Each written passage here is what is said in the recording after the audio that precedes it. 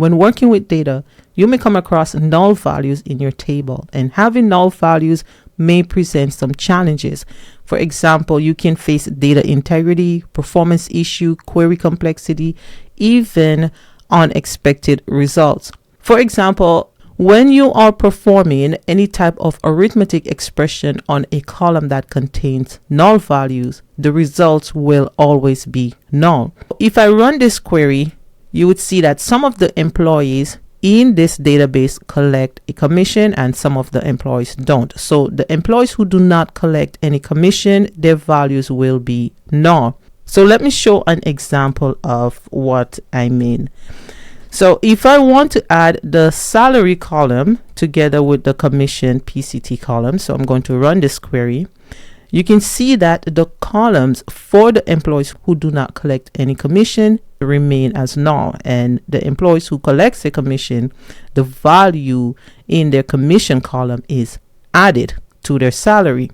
Now, when printing any type of report or doing any type of analytics stuff, it's not always good to just leave the value as null. So in order for you to fix that result, there are some functions available in SQL. Now, it depends on the database that you're using. So in Oracle, you have the NVL functions and the NVL2 function or null if. So there are a couple ways to get around that. Postgres does not use the NVL function, and also SQL Server, which is Microsoft, does not use the NVL function as well. The NVL function is a pretty simple function to understand. For the commission PCT column, okay, I can use the NVL function. NVL is a function, so you have to enclose it in brackets.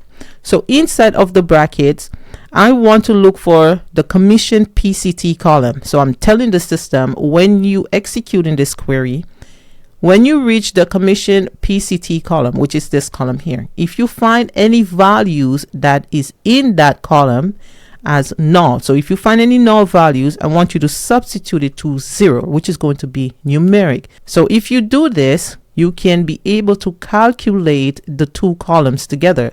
So if I run this query, you would see now, instead of the value saying null, it substituted to 0. So this portion here, I just put it in so you can see the conversion from null to 0. So it's not really mandatory for you to put in this at first. However, when you're doing any type of arithmetic expression on a column that is containing null values, that's when you're going to use the NVL function. So I want to add the salary column, which is right here, with the commission PCT column. So I'm going to wrap the NVL function around this expression here, right? Commission PCT. Now, if I run back this query, instead of saying null, it just gives me the value. Now, if I go down to the employees who collects a commission, you can see here that the values are being added. In Postgres, it's a little bit different. Now, if I pull up the Postgres screen and this query here, I'm going to run it, you would see that there are some values in the address to table that contains null. So instead of saying NVL, we could just say COALESCE, and we want to look for address 2. Address 2 contains a string. So if you want to substitute a string, you have to put the string inside of single quotes.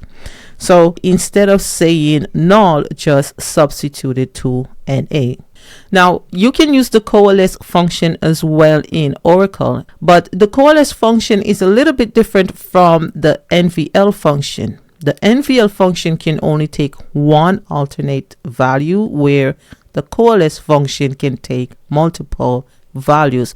Now, the COALESCE function and the NVL function is basically saying, if this happened, then do this, right? So if I copy this query right here, and instead of using the COALESCE function, I can just write out the case statement.